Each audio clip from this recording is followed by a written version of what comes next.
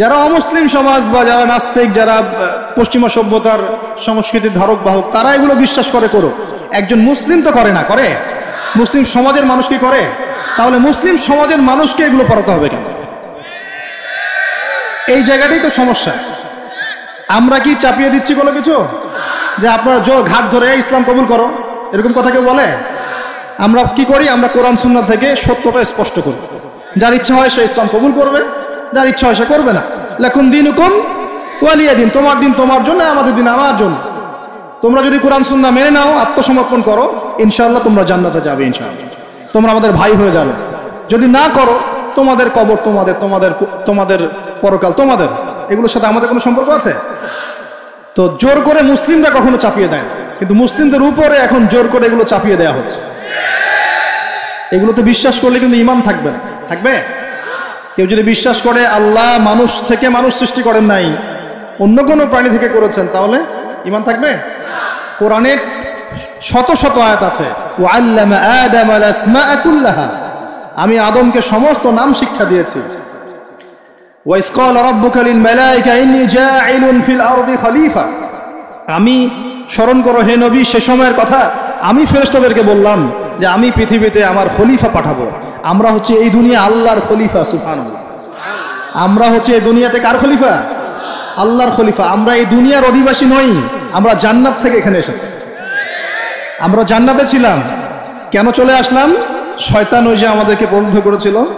সূরা তাহা পড়বেন, আল্লাহ পাক ওখানে বলেছেন, শয়তান গিয়ে আদম আলাইহিস সালামকে বলছিল, ইয়া আদম, হে আদম, হাল আদুল্লুকা, আমি কি তোমাকে বলে দিব, জানাবো কি, আলা শাজারাতিল খুলদি ওয়া মুলকিন লা ইয়াবলা, এমন গাছের কথা বলবো যার কাছে গেলে বা যার ফল খেলে তুমি রাজত্ব পাবে, চিরস্থায়ী রাজত্ব পাবে এবং কোনোদিন মরবে না। এই দুটো টোপ দিয়েছে, রাজত্ব পাবে, অমরত্ব পাবে। এক পর্যায়ে ওয়াসওয়াসা দিতে দিতে দিতে দিতে একদিন আমাদের পিতা সেখানে চলে গেলেন। ফাকালা মিনহা, সেখান থেকে তারা দুজন খেয়ে ফেলল। কোথা থেকে খেলো? ওই গাছের কাছ থেকে তারা খেয়ে ফেলল।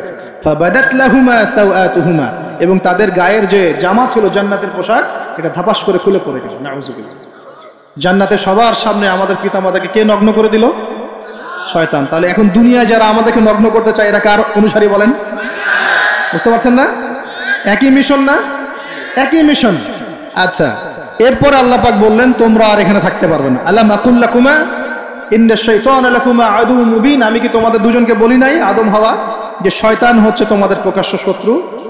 তখন তারা বললেন রব্বানা যালামনা আনফুসানা, বলেন রব্বানা যালামনা আনফুসানা ওয়া ইল্লাম তাগফির লানা ওয়া তারহামনা লানাকুনান্না মিনাল খাসিরিন।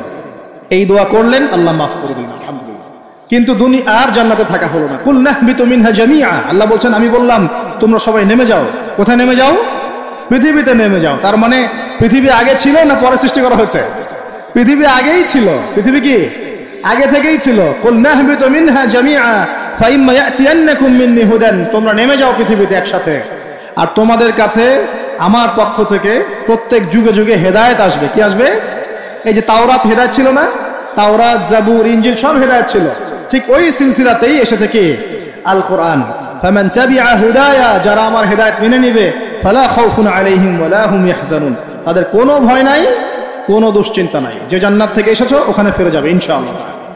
আমরা এসেছি পৃথিবীতে জান্নাত থেকে, এখানে পরীক্ষা দিচ্ছি, উদ্দেশ্য আবার সেই জান্নাতেই ফিরে যাওয়া। আমরা এখানে থাকতে আসি নাই তো, থাকতে আসছি? আমরা এখানে আসছি জান্নাত থেকে, ফিরে যাব কোথায়? ইনশাআল্লাহ জান্নাতে, ইনশাআল্লাহ জান্নাতে। আর জান্নাতীদের 120 কাতার হবে। কত কাতার? 120 কাতার। তার মধ্যে 80 কাতার হবে উম্মতে মুহাম্মাদি, বলেন সুবহানাল্লাহ। আর এই উম্মতে মুহাম্মাদির মধ্যে আরো 70,000 স্পেশাল মানুষ আছে। কত হাজার? যারা বিনা হিসেবে, বিনা আযাবে ডাইরেক্ট জান্নাতে যাবে ইনশাআল্লাহ। তবে অন্য একটা হাদিসে আসছে যে প্রত্যেক হাজারের সাথে আরো 70,000। তবে শর্ত কঠিন। কিরকম শর্ত? সাহাবীরা বসে ডিসকাস করছেন কে হতে পারে তারা। কেউ বলছেন তারা হয়তো প্রথম দিকের মুসলিমরা হবেন, কেউ বলছেন তারা হয়তো মুজাহিদরা হবেন, কেউ বলছেন তারা বদর যুদ্ধের সাহাবীরা হবেন ইত্যাদি। তখন নবী সাল্লাল্লাহু আলাইহি ওয়াসাল্লাম আবার চলে আসলেন, ব্যাক করে বলছেন তোমরা কি এই বিষয়ে কি বিষয়ে কথা বলছিলে? তখন সাহাবীরা বললেন আমরা তো ডিসকাস করছিলাম যে কারা হতে পারে সেই 70,000। নবীজি বললেন শোনো, ওই 70,000 মানুষ, এক নাম্বার ওই 70,000 মানুষ পাখি উড়িয়ে ভাগ্য গণনা করে না। প্রথম কাজটা কি? মানে তারা ইসলাম এত কঠিনভাবে পালন করে যে পাখি উড়িয়ে ভাগ্য গণনা বা হাত দেখা, রাশিফল, এরকম শিরিকের ধার কাছেও নাই, শিরিকের ধার কাছেও নাই। 2 নম্বর, তারা আগুনের শেখা বা উল্কি দিয়ে, এই ট্যাটু আছে না, ট্যাটু উল্কি আঁকে আগুন দিয়ে, এই ধরনের ট্যাটু উল্কি তারা আঁকে না শরীরের মধ্যে। এইসব কুলক্ষণে সুলক্ষণে তারা বিশ্বাস করে না। 3 নম্বর, তারা অবৈধ ঝাড়ফুঁক করে না, অবৈধ ঝাড়ফুঁক করে না। বৈধ ঝাড়ফুঁক করা যাবে, সূরা ফাতিহা পড়ে ঝাড়ফুঁক করা যাবে, সূরা ফালাক নাস ইখলাস পড়ে পড়া যাবে, আয়াতুল কুরসি পড়ে পড়া যাবে, কোরআন হাদিস দিয়ে ঝাড়ফুঁক করা যাবে। কিন্তু অবৈধ কিছু ঝাড়ফুঁক আছে না, তান্ত্রিক কবিরাজদের কাছে মানুষ করে, এগুলো করা যাবে না। আর 4 নাম্বার হচ্ছে তারা সর্বাবস্থায় এক আল্লাহর উপরে তাওয়াক্কুল করে, ভরসা করে, আল্লাহর প্রতি তাওয়াক্কুল করে। এরা হচ্ছে সেই 70,000 মানুষের মধ্যে থাকবে ইনশাআল্লাহ। এক সাহাবী দাঁড়িয়ে বললেন, ওয়াকাশা দাঁড়িয়ে বলছেন যে ইয়া রাসূলুল্লাহ, আমার জন্য দোয়া করেন, আমি যেন সেই 70,000-এর মধ্যে থাকতে পারি। নবীজি বললেন, হ্যাঁ তুমি 70,000-এর মধ্যে একজন। এরপর আরো 2জন সাহাবী দাঁড়িয়ে গেলেন, আমার জন্য দোয়া করেন। নবীজি বললেন, না, ওয়াকাশা অগ্রগামী হয়েছে। এভাবে সবার জন্য দোয়া করতে থাকলে দরজা কি হতো? বন্ধ হয়ে যেত। এই দরজা খোলা আছে। এই যুগের মানুষও হতে পারে, হতে পারে না? যে ব্যক্তি শিরক করে না, আল্লাহ ভরসা করে, কোন রকম কুলক্ষণে বিশ্বাস করে না, ইসলাম পরিপূর্ণরূপে পালন করে, ইনশাআল্লাহ তাআলা আল্লাহ চাইলে তাদেরকে আল্লাহ পাক 70,000-এর মধ্যে আশ্রয় দিবেন, অংশ দিবেন ইনশাআল্লাহ। তো আমরা বলছিলাম যে আমরা কোত্থেকে আসছি ভাই? জান্নাত থেকে। কোথায় যাব? ইনশাআল্লাহ। এর মাঝখানে শয়তানের পথ রয়েছে কিছু, শয়তানের ফিতনা। কি ফিতনা? শয়তান চায়, শয়তান কিন্তু ওয়াদা করে আসছে, চ্যালেঞ্জ করে আসছে আল্লাহর কাছে। কি করছে? চ্যালেঞ্জ। শয়তান কি চ্যালেঞ্জ করছে জানেন? শয়তান চ্যালেঞ্জ করছে যে রব্বি, শয়তান বলছে রব্বি মানে হে আমার রব। শয়তান কিন্তু আস্তিক, শয়তান কিন্তু আস্তিক, শয়তান কিন্তু আল্লাহকে বিশ্বাস করে। সে বলছে রব্বি, হে আমার রব, আনজিরনি, আমাকে অবকাশ দিন, ইলা ইয়াউমি ইউবআসুন, কিয়ামত দিবস পর্যন্ত অবকাশ দিন। আল্লাহ বলছেন ফাইন্নাকা মিনাল মুনজারিন, যাও তোমাকে অবকাশ দেওয়া হলো। কিয়ামত পর্যন্ত সময় আল্লাহর কাছে এমন বড় কিছু নয়, খুব সামান্য। এবার সে বলছে রব্বি ফাবিমা আগওয়াইতানি, হে আল্লাহ, যে আদমের জন্য আজকে আমাকে জান্নাত থেকে বের করে দেয়া হলো সিজদা না করার কারণে, লা আকুদান্না লাহু সিরাতাকাল মুস্তাকিম, ওই আদমকে জাহান্নামে নেয়ার জন্য আমি সরল পথে ওত পেতে বসে থাকব। বসে থাকে না শয়তান? সুম্মা লাআতিয়ান্না মিন বাইনি আইদিহিম, খুব ভালো করে জায়গাটা বোঝেন প্রিয় ভাই। শয়তান চ্যালেঞ্জ করে বলছে সুম্মা, এর পরে আমি আসব আদম সন্তানের সামন থেকে। কোত্থেকে? এই সামন থেকে মানে অর্থ হচ্ছে দুনিয়া, মানে আপনাকে দুনিয়ার সমস্ত ফিতনা এসে প্রলুব্ধ করে রাখবে।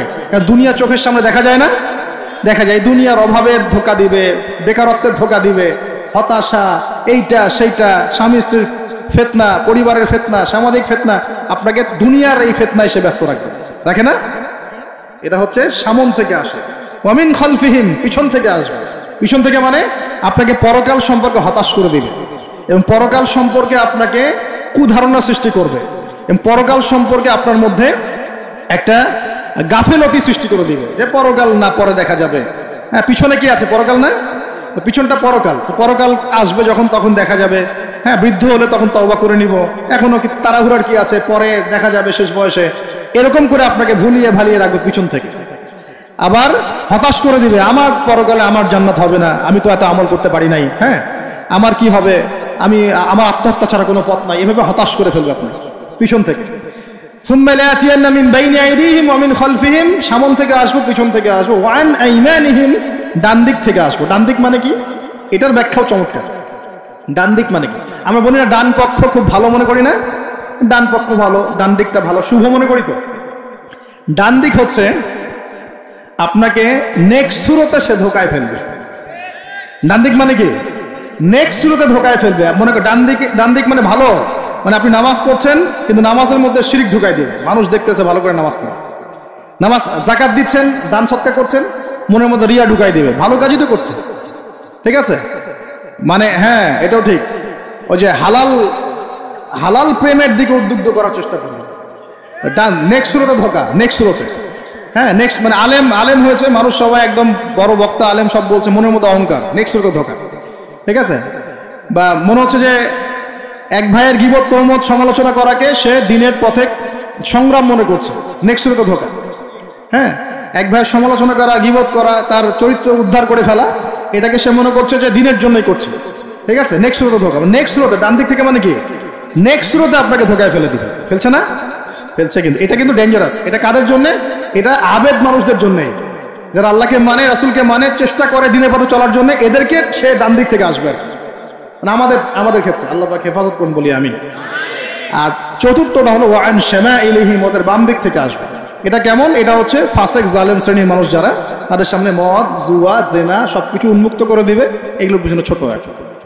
তো এইভাবে চতুর্দিক থেকে শয়তান আসবে এবং বলবে, আল্লাহকে বলেছে ওয়ালা তাজিদু আকসারাহুম শাকিরিন, আল্লাহ আপনি বেশিরভাগ আদম সন্তানকেই শুকরগুজার পাবেন না।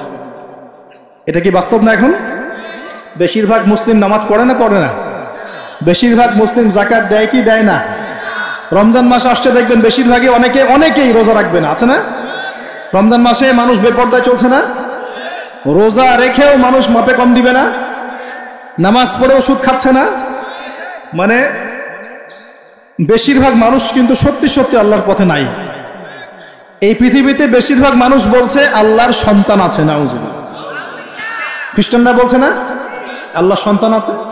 তো বেশিরভাগ মানুষকে আমি পথভ্রষ্ট করে ছাড়বো, শয়তান কিন্তু বলে গেছে, এবং সেটা কিন্তু বাস্তব হচ্ছেও। আল্লাহ পাক অন্য সূরায় বলেছেন ওয়া কালিলুম মিন ইবাদিয়াশ শাকুর, আমার শুকরগুজার বান্দা খুব কম হবে। কি হবে? কম হবে। হাদিসের মধ্যেও আসছে যে তোমরা ৭৩ দলে ভাগ হয়ে যাবে। কত দল? তার মধ্যে একটা মাত্র দল জান্নাতে যাবে। কয়টা দল? মা আনা আলাইহি ওয়া আসহাবি, আমি যার উপরে আছি, আমার সাহাবীরা যার উপরে আছে। তো বুঝতে পারছি যে জাহান্নামে বেশিরভাগ মানুষই যাবে, অল্প মানুষই জান্নাতে যাবে। তবে জান্নাতীদের মধ্যে বেশিরভাগ হবে উম্মতে মুহাম্মাদের মধ্যে ইনশাআল্লাহ। আর তবে সুসংবাদ আছে। সুসংবাদ কি? আল্লাহ রাব্বুল আলামিন আমাদের নবীজিকে একটা ওয়াদা করেছেন, এটা গিফট, হাদিয়া দিয়েছেন। কিরকম হাদিয়া? আমাদের নবীজিকে আল্লাহ পাক বলেছেন, হে মুহাম্মদ সাল্লাল্লাহু আলাইহি ওয়াসাল্লাম, তোমার উম্মতের মধ্যে কোনো ব্যক্তি যদি আসমান জমিনের সমান গুনাহ করে কিন্তু তার আমল নামায় শিরকের কোনো পাপ থাকে না, শিরকের কোনো গুনাহ নাই, আমি তার সামনে আসমান জমিন সমান ক্ষমা নিয়ে হাজির হব ইনশাআল্লাহ। মানে যে ব্যক্তি লা ইলাহা ইল্লাল্লাহ মন থেকে পড়েছে, আমল করার চেষ্টা করেছে, শিরক থেকে বেঁচে থাকার চেষ্টা করেছে, ইনশাআল্লাহ একদিন না একদিন সে জান্নাতে যাবেই যাবে। এটা তো খুশির কথা আমাদের জন্য। আল্লাহ পাক আমাদেরকে তাওহীদপন্থী বানাক এবং শিরক থেকে বাঁচিয়ে রাখুন।